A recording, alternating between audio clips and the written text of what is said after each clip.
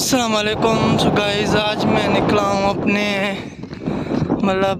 मेरे कहीं और दूसरे गांव है। मेरे रिश्तेदार हैं, मेरे मामू वहाँ रहते हैं। सो उनके यहाँ मैं जा रहा हूँ। रास्ते में फसल वगैरह आप लोग देखें गाइस, माशाल्लाह फसल इतने तो बेस्ट बन गए कि क्या बताएं आपको।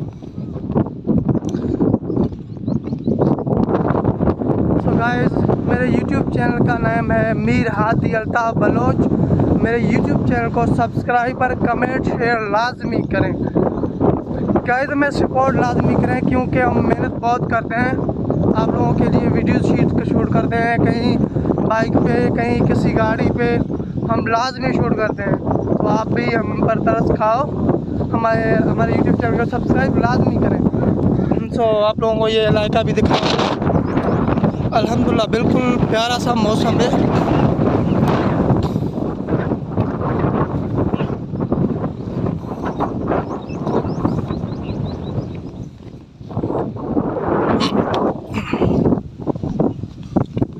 वाह माशाल्लाह यार,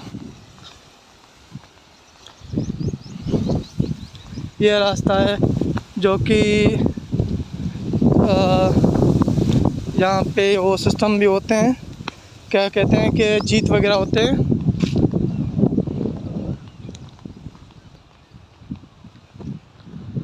यार यहाँ पे चलना भी बहुत मुश्किल है। ओहो, ये कांटे लगते हैं यहाँ पे, चुभते हैं कांटे।